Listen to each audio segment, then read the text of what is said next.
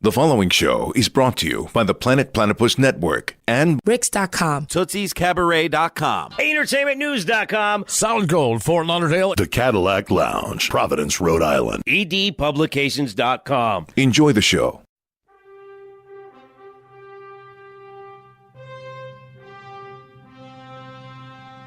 Welcome back to another exciting episode of Geek Talk Radio. Here's the rundown on what we're doing today on Episode 2, Friday, June 14th. Special guest in studio today, the Undercover Unit of Miami. It's a live video game experience. Wait till you hear about this. We'll talk to Tony and Jen, the owners who put this entire idea together, and we'll also get a chance to speak with the actors like Danny Gonzalez, who take this concept and make it into a full-scale reality experience. The Man of Steel hits theaters today, so in honor of the world's first comic book superhero, who has paved the way for the last 70 years, today's Nerd Final Exam is all about Superman. 15 questions with our in-studio guests as they try to win for superhero porn. So don't miss that. What would you do for a $1,000 1966 replica Batman cowl? I'll answer that question for you as I enter my 60-day ridiculous commitment. Also, the latest scoop on geek news, everything happening in the world of geek, plus Geek Talk Radio, Easter eggs, secrets, and spoilers. The Amazing Spider-Man 2, we have 4 of the Sinister Six, and the Man of Steel 2 gets greenlit. All of this and much more coming up on the second episode. Geek Talk Radio is on the air.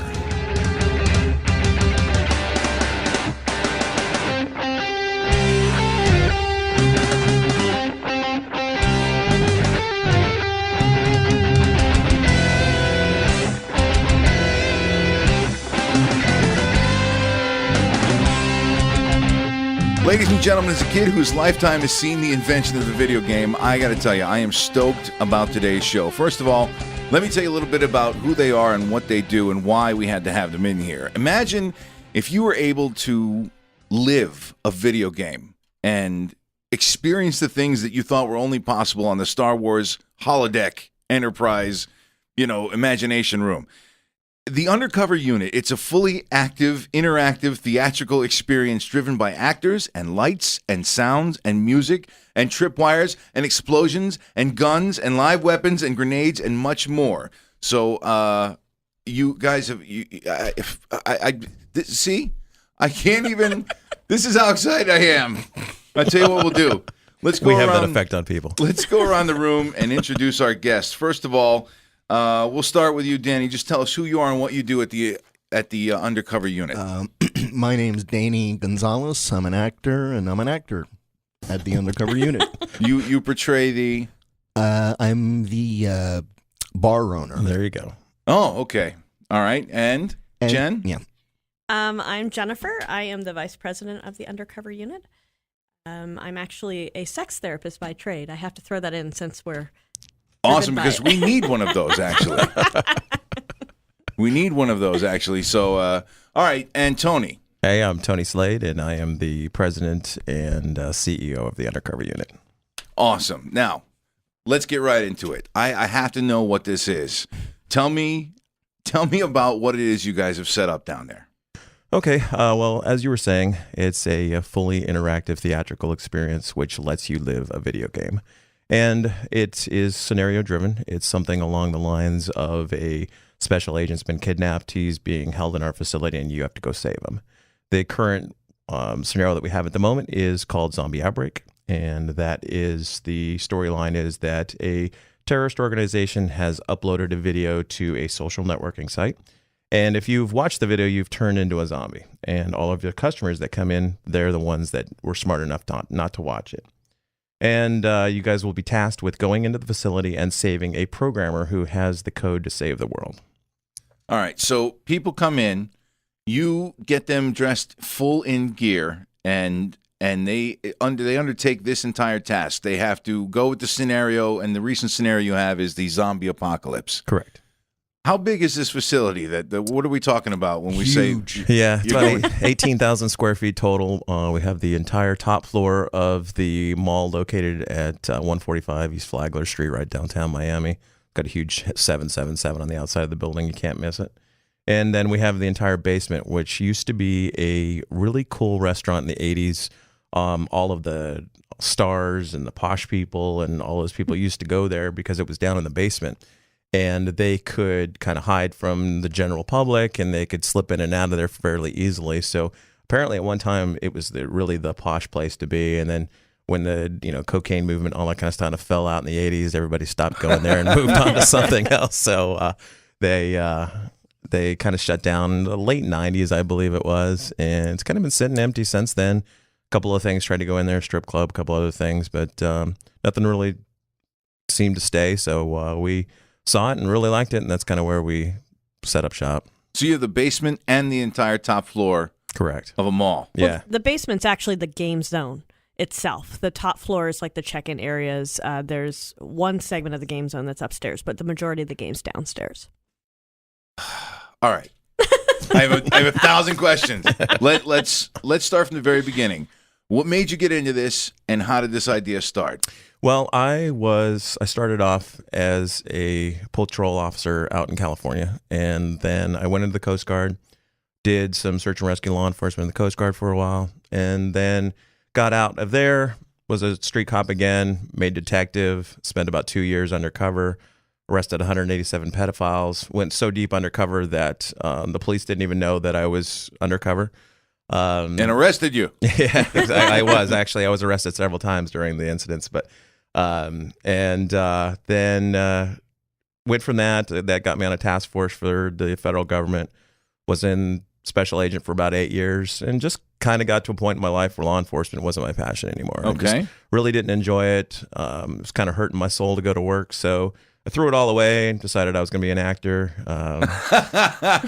Went from making $100,000 a year to $12,000 a year, and but I was never happier. And was actor, director, writer, producer. I've now executive produced 5 films. I've been in about 16 films. Just actually flew to LA about 2 months ago, shot a film. Anything we can see on Pornhub, or are we talking? No, actually, the one we just shot was called White Zombie, which was a remake of the White Zombie that Bela Lugosi. Oh, awesome! Very cool. Yeah, Nice. Yeah, I was really excited about that. I played Monsieur Beaumont, which is the main guy that is trying to steal away from the character that Bela Lugosi played. So, awesome. Yeah, I was really excited and that's about fun that. to say, Monsieur Beaumont. Yeah, exactly. Exactly. So how do you get into starting a live video game? Well, what happened kind of was we were training law enforcement, and we were training EMS workers and that kind of stuff, and we were setting up scenarios that are based very similar to what we're doing now. And what we would do is we would throw the law enforcement through, and we would do training for them. Well, all of my friends kept saying, well, I want to do that. That sounds really cool. And I was like, well, sorry, you can't. It's for law enforcement only. And it just kept about the 1,000th person that hit me in the face and said, I want to do this. I was like, finally, yeah, why not? Why can't I make this so everybody can do this? And so I just kind of took everything in my life and crammed it together into one adventure. And this is kind of what was born. So you created what's basically a SWAT team boot camp scenario live situation. Exactly. Yeah. That is friggin' awesome. Now, we'll start right there. Now, if you add on to if you put genres on top of this, that is just genius. What other kind of, like right now you said you've got the zombie apocalypse scenario playing. Yeah. What other scenarios have you done, and what kind of scenarios do you have planned yet for the future? Well, the thing that we had done before this was we did a mass casualty incident. We had an incident where we showed that a large vehicle had run into a building. We actually had a vehicle that we made it into the building. We had people everywhere lying around, moulage and all that kind of stuff. People had to go in and help them and all those kind of things. That was what we had done for law enforcement and those kind of things. But now the next scenario that we're going to do this one up until close probably for Halloween. Then we're going to switch to this, but a much gorier version of it. We'll have zombies that are eating people and throwing entrails and blood and gore and all that kind of stuff. And then after that, we're going to go into a mob scenario, which is going to be a lot of fun because that one's going to be, you start off, you're told you have to pick up a package. You pick up the package. DEA is going to surround you. They're going to open the package. There's drugs in the package. And you're told you have to now infiltrate the mob in order to get your butt out of jail. So you have to actually go in, infiltrate the mob. You'll have to gain evidence. And then at the end, you'll get to serve some arrest warrants. Shootouts may occur. those kind of Awesome. things. So yeah. right now we've got you basically got the living Walking Dead video game Right. Yes. scenario. And now, okay, so I want to talk to you about. I need to talk to you about shooting these actors in your. This is incredible to me. So why don't we start with telling me, what do you mean live weapons? What kind of weapons do you guys have there? What we're using airsoft weapons. Describe to someone who may not know what an airsoft weapon is. If you've ever shot paintball, it's very similar to paintball, but paintball shoots at about 16 joules of energy. These shoot at a 0.08 joules of energy, so it's about 16 times less than what a paintball hits you at. That's awesome, because when this studio is full, there's only 16 joules worth of energy in it, too. A joule, I'm taking it, is a measurement of pressure upon impact, correct? Right. All right. And for the weapons that we use, it's equivalent to dropping an apple from about 8 inches to the ground. That's about the force that it hits you with. All right. Okay. So can it hurt you like a real firearm? Like, in other words, sometimes you shoot paintballs, people leave with these, big bloody bruises. If you were to shoot blanks, sometimes blanks can pop an eardrum. Can these airsoft weapons hurt anybody if they're discharged in an improper fashion? Well, anything that you do can hurt somebody if you do it improperly. If you took this thing and you put it up to somebody's face and you shot them in the eye, it would probably take an eye out. If you shot them at super close range, it probably will break skin. But we make sure that we have ranges where you can and cannot shoot people. We have safety gear to make sure that those things don't happen. We give you earplugs for the grenades, like all of those kind of things. So, The grenades are loud, man. Oh, yes, they are. Really loud. They are wonderful, wonderful toys. Let's go right to that topic right there. What is an airsoft grenade? Well, what these are is they're powered by CO2. And what they basically do is they release CO2 into a canister. The canister expands until it explodes. And it's just air. You can hold it in your hand. It's not going to hurt you. Obviously, we want you to throw the grenades. But if you accidentally don't get rid of it, it's not going to take off a hand. It's not going to take off a finger. It's just very, very loud. Wow. It's like popping a balloon, but a super powerful balloon. It's like boom. Danny, I was going to save your part for later, but I can't take in all this information and not stop and ask you, as an actor in the scenario, how do you allow? How do you stay in character with all this going around you? Well, it's pretty easy because my part, one of the things I really like about this game is that it builds. It starts off and things happen and it builds into this crescendo of just a great. Which is what a regular video game is like right now. Exactly. That's what one of the zombies, my fellow actors, because I'm not really a gamer, but they said that this is like a linear game. Yeah, it's like a movie. It's like it's happening in the moment. Yeah, and that's pretty much what they're selling you with all the newest games, anyway. Yeah. So, fucking magic idea, by the way, Tony. Thank you. Back to you. All right, now are the people who are the team that you allow? Let's call them. I mean, I want to call them the audience. I'm not sure what you call them, but so it's the team that comes in to play the game. Are they shooting at actors? They are. Yeah. They will. How do we make that happen? Not me though. Yes. Because I got a big gun. Yes. His gun is mammoth. How is it? And the thing he carries is big too. Thank you, Tony. Thank you. Now, Danny, you're not only an accomplished comedian, improv comedian, stand-up comedian, and stage actor, and as we'll tell the people listening, that it's one thing to stay in character while you're on stage. It's another beast altogether to try to stay in character when you're amongst your audience. And it's another thing even yet to stay in character while you're amongst your audience and they're fucking firing shit at you. Well, it kind of makes it easier because I'm ready, and when they show up, they're in character too. Yeah. And I'm kind of scared because I don't like zombies. That's pretty much my thing. Yeah, and he's back in a dark corner. Also, it's a little spooky back there. Yeah. Okay. Let's get into some of the other tactical parts of the experience. We talked about the airsoft guns. We talked about the grenades. I also see on your website that there are tripwires. What is it? Yes. What is a tripwire scenario in your game? Well, I won't give away when or where because obviously they're supposed to scare you. But I'm just curious as to what they are. Like, obviously, we're talking about non-harmful versions of the things that we have mentally pictured in our head. So tell me about the safe version of the tripwire and how it affects the gameplay. basically what it is we have several areas that are within the game zone where we have taken spider wire or Masika wire, which is basically wire used by magicians. And we've put it into the game zone and we've attached it to some of the grenades. So if you were to trip the tripwire, it would pull the pin on the grenade and the grenade will go off. Oops. So the tripwires themselves can't hurt people because I would imagine you've got your team in a ridiculous amount of safety gear, yeah? Yeah. Including eye protection, helmet, and all that stuff. Yeah, definitely. Everybody looks like a SWAT team when they're going into it. And now we'll get to whether or not you guys provide that. We'll talk about that in a minute. But what is the visual, like how well can they see in that equipment? Well, what we've done is we've taken the same airsoft goggles that they use for the combat teams and those kind of things. So they're very well ventilated and you have a very good field of view. And then the helmets, they stop at about your forehead level, so you're not going to have any real blockage of your view in those areas either.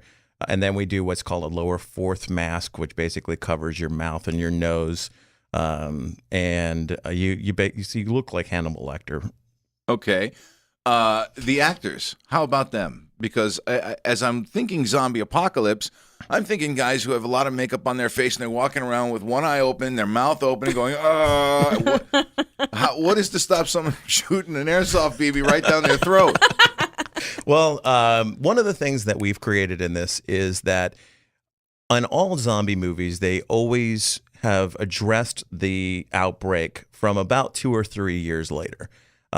Which means that their face is already rotting. They've already started to lose some teeth. They're already to the point where they're cannibals. They're already starting to eat each other. All of those things have kind of come into play. Whereas we're addressing the moment of infection. So this is the actual second that the infection starts. So the zombies look like everybody else, which is one of the good and bad things about it is that you have no idea which ones are zombies. But one of the things, they're not walking like zombies just yet? Not just yet, because it just happened. So some of them might be saying words, but the words don't make any sense, or they may be standing, banging their head against a wall, or they might be trying to drink, but they're missing their face, or any of those kind of things. So I have a friend named John Harden that would be perfect for that part. If that part ever comes open, you call me. All right. But the thing, though, that we had to do, though, is obviously, as you said, we have to keep our actors safe. So what we came up with was the Army of Two masks, which for game players, probably the minute you see it that you're going to know that it's an Army of Two mask. They're very creepy. They look scary. They really put you in the mood when you're down in the dark and you see that Army of Two mask coming at you. It's really creepy, but then it also protects my actors at the same time. Awesome. Okay. Something else, Bobby. We have big zombies, like Bobby-sized Gonzo zombies. Really? And we also have smaller zombies, and the small ones are the ones that creep me out because they're like these little kid zombies, and it's like, get away from me! Are they kids or are they small people? They're small people. Small people, not little people, but small people. All right, Danny, girls, young girls. In a scenario, in a run of gameplay, how many actors does it take to pull off this one show? That's, I guess Tony would know. I'd say we have 10 zombies. We have 4 main actors. We have a head zombie. We have a runner that resets all of the tripwires and all those kind of things. And then we have a person that checks them in at the beginning. And then we have anywhere from 1 to 5 guides, depending on how many teams we're going through. Let's start let's start over for a second, because now that everybody's intrigued, I want to find out what happens as you go there. So let's say I walk in the door. I've already bought my ticket online, and we'll tell people why you're going to ask them to buy their tickets ahead of time. But I bought my ticket online. I'm showing up for my date at the scenario. What happens as I walk to the door? One of the first things you'll do is you will check in probably with With me. Jennifer. Yes. Hi, Jen. She's a sex therapist, by the way. Did you know that? Yes, she is. So, how do you take these people and get them ready, combat ready? Well, basically what I do is I just check them in, and then we have a briefing table where they will sit down with our guide, which could be Tony. We have a couple other guides on staff, and they will go through all the safety rules. We're very diligent about going through all the safety rules, having them sign the waivers, that sort of thing, giving them a demonstration of the gun, showing them what the grenade looks like, but actually not using a live grenade, but showing them how to pull it, what it looks like, all of that stuff. So my job is basically just to get their information and send them over to the briefing table. And sell them those wonderful grenades. And sell them the Lots grenades, of them. yes. Lots and lots of grenades. Souvenir DVDs and Yes. pictures, and there's lots of cool little things you can get for add-ons. This is a very Orlando vibe you got going Yeah. on right now. Absolutely. That's exactly what it sounds like. Sounds like something I would do if I was in Orlando. Yeah. So, all right. So I go in. You tell me the safety briefing. Which, by the way, I always would ask you this.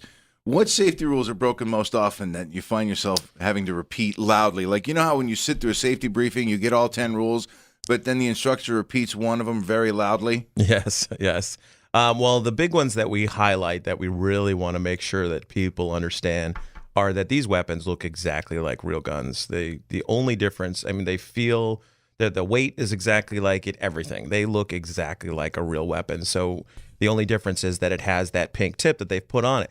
But there's been people that have known to paint real guns tips that pink color yeah. in order to make it seem like they're carrying a fake gun. So one of the things that we really hit home is that at any time you're on the third floor, which is the top floor area where people could be wandering around, that you don't have that out. If a law enforcement officer is to come into the game zone, that you don't try to show them the orange tip, those kind of things. Those are the things that we really hit home because we don't want anybody getting hurt.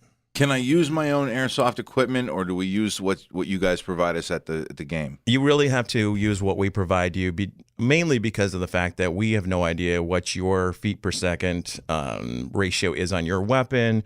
We don't know if you've done any kind of modifications Or if to you it. painted a pink tip on a real weapon. Exactly. I'm on board. I was hoping that was going to be your answer. Exactly. Yeah. Yeah, exactly. Because I know that, just like with any other hobby, there's enthusiasts out there that have specialized versions of everything, and they're very proud of their arsenal, and they would love to bring in their own stuff. But for safety's sake, you really kind of gotta let them use your own stuff. Exactly. Some of them work there.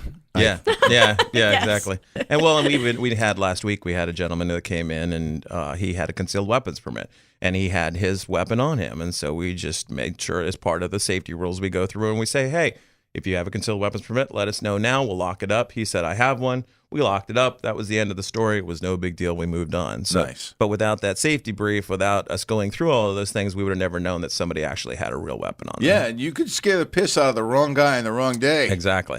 Exactly. There's a reason I don't own a gun. I'm just telling you that. There you go. All right, so I go in, you give me the safety briefing, and now I also wear your equipment. Is that included in the price of the ticket? It is, yeah. Everything you could possibly need for the game is included in the ticket. The only things that aren't are add-ons that make it even more exciting. Okay, so let's talk about that. First of all, what's the retail price of a ticket? What does it cost to live this experience? We are actually getting ready to lower our prices down. We're going to lower our prices down to $57.95. At the moment, we're up at $82.95. But we're running some daily deals. We're running some of the living social and those kind of things. And I don't know if you know how those work, but basically what they do is they make you put it at half price, and then they take half of that half price. So if you're selling an $80 ticket, you're only getting $20 of that every time that you sell a ticket. Eek. Yes, exactly. So we had to keep our prices up at the $80 just while we're running those because we obviously have to make money.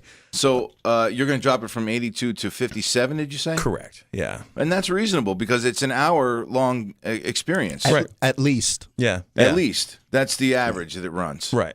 And it's not like Capture the Flag where the minute somebody accomplishes the mission, the whole thing's over. You're able to keep this gameplay going? Yeah, to an extent. I mean, it's very scripted, so there is definitely a beginning and an end. But how you get to that end is really up to you. It's a choose-your-own-adventure kind of thing. So there's times in the games where I'm going to say, pause, and then I'm going to say, you have two choices now. You can do this or you can do this. Which would you like to do? You make the decision based on what you make the decision of. the game then progresses in the way based on what you did. It could be that you made a wrong decision and the game is going to go a very bad turn, or it could be that you made the right decision and you get to move on to the next one. This is just incredible. Who puts these scenarios together with you?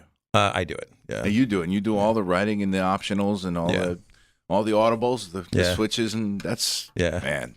Well, man, props for all that stuff, because this is really a genius idea. The one thing I did see on your website is that you have to be 18 to play. Yes. So explain why. Well, there were a lot of reasons. One, we didn't want to promote gun violence in kids. There's been way too many instances lately with kids shooting up schoolyards and all that kind of stuff, and we don't want to be the ones to push that forward. And then the other thing was that you have to sign a waiver.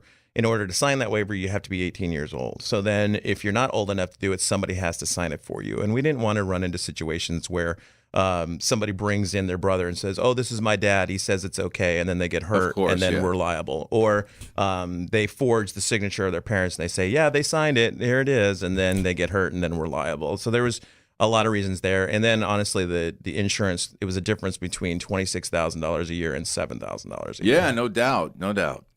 Yeah, Epstein's mom, right? She signed it right here, man.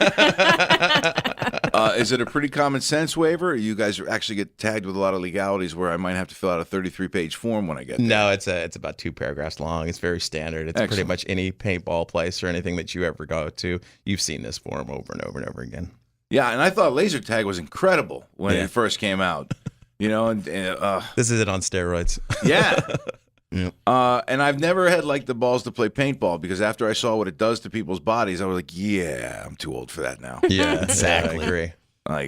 I do want to play. I just don't want to get hit. Yeah. And if you hit me, I'll probably get angry and I'll be a bad sport and I'll quit. At least I'm honest. Yeah. What is the minimum or maximum number of people that can be in any scenario? We take teams of 6 through. So anything over 6, you're going to be split up into another team. We can have one person come in, but usually you'll be put with somebody else within the teams, because we really need to have at least 4 people to run the team for it to make sense for all of us. Right. So, but buying online, I don't have to worry about having 5 other people with me just to sign up, right? No, not at all. Awesome. Yeah, if you come in alone, we'll put you with some other teams. Usually what'll happen is you buy a ticket, not necessarily a time slot. You may put yourself in that time slot, but we may call you and say, hey, we've had 2 other people that signed up an hour later. Do you mind coming in an hour later so we can put you all together? It's going to be a lot more fun if you come through with a bunch of people anyways. Absolutely. Yeah. No, that when we were talking about this, we were like, we all have to do this. Yeah. Because any one of us going to do it and coming back to tell you, it wouldn't be right. All right. Now, in some of these hobby experiences, I notice that a lot of time there's a big conflict of expertise level. Yeah. And that, again, every hobby in the world has that same thing. Whether you're a guy who shoots guns or you're a kid who builds helicopters and flies them at the park. Right. There's always that extreme effing obsessive jerk off with the $1,000 version of whatever you know what I mean? Yeah. So how does that work out when you're taking strangers and mixing them together in a scenario like this? Well, I think one of the biggest things is that we have the guide, and the guide really makes sure that everybody has a good time no matter what your level is. You can be that. You can be somebody from SEAL Team 6 and you're the one that killed bin Laden, and you can come into our facility. You're still going to do the same exact tactical things that the guy standing behind you is going to do that has no idea from anything. So one of the people on the team is you guys when you say guide? Yeah. Oh, that exactly. makes sense. Yeah. Okay. Yeah, we're leading the team, and usually what we do at the beginning was we'll teach you some basic hand signals. We'll do some of the stop and look at what I'm looking at and those kind of things, because you don't want to talk in the game zone. It's not tactical. So we'll teach you some hand signals, and we'll teach you how to walk in formation and how to walk in a formation where you're not going to shoot your partner in the back of the head, those kind of things. So I may say that Tony is indeed stealth. I hear the other guides, but I don't hear him. So I'm ready for him. And how is the set up? How is it? Tell me about. You're there all the time, and I'm sure you're there when the lights are on. But okay, when the lights are off, because it says on the website here, you guys use lasers, you use everything, you use all kinds of lighting. So what's it like? Well, like I said, it builds. the thing is that the team goes down the elevator. And once you go down the elevator, you're in the basement, you're in the game zone. Okay. And like I said, it builds. The elevator opens, you don't really see that much. I'm not going to tell you too much, but then things start happening, and as things start happening. You know how it is, Bobby. Damn it! Now I'm going to have to go anyway. But it's very dark except for some very light theatrical lights. Honestly, I mean, you can see, but it's still really, really creepy. Why do you want people to purchase their tickets ahead of time? I get it, but let them know just so that they. Well, one of the biggest things is that we base our crew and our actors and our lights and all of those kind of things on those ticket sales. It doesn't make sense for us to, especially where we are, because we're inside of a mall and there's no real signage that says that we're there. People aren't going to be walking by and say, "Oh, this is cool, let's go do this." So it doesn't make any sense for me to pay actors to sit for 8 hours not knowing whether or not somebody's going to show up. Right. So if you purchase your tickets ahead of time, then obviously we know a team is coming. We'll bring the actors in for that time period, and then we'll send them home. And do you do specific parties of people? Like if we wanted to bring in the entire radio studio full of people? Yeah, we do. We set up a lot of things. We actually just started doing some corporate team building kind of things, and so things along those lines. Which it still doesn't change the way that the game is played because it's still only 6 people per team, but it just changes the way that we will dispatch the teams, because we may dispatch them a little bit faster, because it really doesn't matter if you back up into a team because everybody that's in that room anyways. Right. Nestor, you got a question? Yeah. Hey, Tony, this is Nestor, the producer. So in describing like the ambience and all that stuff, music is a big part of video games and movies. Do you guys actually have like music playing while the people are there? Yeah, actually what we did was we hired a gentleman called Todd Mackey who has done a ton of movies, and he actually does full orchestra scores for movies. And he normally gets paid top dollar to do these things, and he graciously did our thing for bare bones minimum, nowhere close to what his normal thing is. And he actually created a score for the entire adventure. That's awesome. So as you go through it, there's actually music that's timed to what you're doing. And it's actually timed to the script, and he actually created it for the mood of that moment. I told him, like, okay, this is what's going to happen. This is what the lights look like. This is what the actor is going to be saying. This is where they're going to walk in. This is what they're going to do. Create me something. And he just made magic. It's Holy absolutely shit. Amazing. Yeah. We have to take the whole network over. We have to take the whole network. What days of the week are you guys in operation? We're there every day. We're there 7 days a week. During the weekdays, we're there 2 to 10. Weekends, we're there 2 to 11. So we can book a scenario for any day of the week? Yeah. Awesome. Usually you get to this part and they're like, and we're only there Tuesdays at 3 p.m. Right. The third Thursday of the month if the moon is right. Right. So that's incredible. You guys are incredibly accessible. You have obviously thought out every detail. And the one thing I wanted to get to before I tell everybody where to find you, you mentioned that everything is included that you need to play the game and the cost of the ticket price. But you sell extras. Now, with the grenades and things like that, is that what you mean when you say extras? Yeah, there's we have grenades, we have souvenir DVDs where we actually have cameras in the game zone that'll tape you doing your thing. We have an editor on site. The editor will edit you together a cool little video to take home with you. We have the 3D photographs that you see usually at Disney and those kind of things. They come in. They throw up a green screen. They take a picture of you as you're walking into it in your gear. They throw in a 3D zombie background. A zombie's eating you. You can purchase that if you'd like. We have chem lights. We eventually, in the next scenario, we're going to have mines where you can actually set up a mine. And so there's all sorts of cool stuff that you can buy to enhance your adventure. I wanted to say, Bobby, that sometimes some of these people, they're gamers, and they are gung-ho when they get down there. And there was a guy there last week. He just couldn't wait to get his hands on a gun. And as soon as, you know who I'm talking about, and as soon as he just started to shoot everybody out of the zombie, he was just like. That's, that was actually going to be my next question for you. Being one of the actors in this, Tell me a war story from being in one of the scenarios that strikes you. Nothing. You've got to have a weird guy or nothing really yet. Nothing really yet. But you can just see that certain people are so into it so much more, and it's funny because sometimes they're shaking. Yeah. They'll be scared. Yeah. I think I know that guy, right? He was the one who's like, I want to get some guns. Yeah, that's him. Has anybody pulled the chicken wire and quit like mid game at all? Not yet. No. Nobody's pulled nobody's pulled the eject button yet. Oh. Is it now? Do you tell them that you offer that as an option? Yeah, well, some of the things that they have you use codes, one of which is out of role, and that basically just takes you completely out of the role of the game. And then if there's an emergency or something along those lines, but you can also use that as the eject button. And then you can save yourself, all sorts of stuff. If I get hurt, I don't know if I'm going to be using any code. I'll be like, fucking quit! Fucking stop it!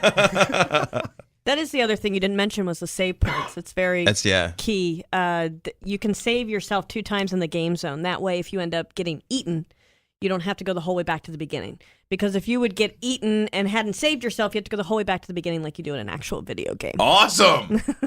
Yeah, exactly. And it also helps if you're a smart team. Yes. We had a team that, what happened to you? You got eaten, Tony? Because Yes. I remember you said, I can't help you anymore. And they were like, you can't help us? Yeah, they made the wrong decision. I was like, well, guys, unfortunately, from this point on, I can't do one thing for you because I've gotten eaten. How about any of the actors? Do you have any over-the-top actors who are just really extreme at what they do? A little frightening? Well, like I said, the little ones creep me out. The little zombies creep me out. But there's a couple of the big guys. Yeah. They just got some things they do and sounds they make, and there's like a chortle and a bird call or what. It's just creepy, man. Yeah, creepy. we have one too that you've by now, if you've seen any of our pictures, you've seen the picture of this guy. And he's the one that every single time that people go through, they're like, I hate that guy. He scared the shit out of me. Right. And he's this guy that drags an axe down the hallway, and it's just so creepy because it's towards the beginning of the game, and then one of the things that we tell people is that if you don't move, the zombies can't see you. So when you're going through the game zone, all of a sudden here comes this guy with an axe, and you have to stop and not move an inch. And he's coming up to you, and he's less than a half an inch from your face looking at you. It's just really creepy because your first thing is to run or to move or to hide behind somebody or whatever, and you can't move an inch. So it really makes it scary. How do you measure that somebody's been bitten, eaten, whatever? The zombie touches you? It's 2 hands, yeah. If a zombie gets 2 hands on you, then you've been bitten, and you've got to go back to the whatever your spot was. Unless he's a zombie with a pickaxe. Yes. All right. Well, if you guys listening would like to get in on the Undercover Unit experience, all you have to do is check out their website at theundercoverunit.com. It couldn't be any simpler. They're located here in Miami at 145 East Flagler Street. They've got that at that 777 International Mall, which you can't miss. It's got the big 777 on it. They're on the 3rd floor. It's in Miami. Their phone number is 786-221-0013. And if you want answers to any of these questions and any others, I would check out the website because they do have a page that explains the game, that explains the weapons you'll be using, that explains all the questions we went over here on the show, and the information on tickets and everything else. That's www.theundercoverunit.com. Tony Jen. Make sure that you go to the computer instead of your phone. If you look at it on the phone, it's very, very limited. Yeah, we have that same problem, man. Plus, it's slower. Yeah.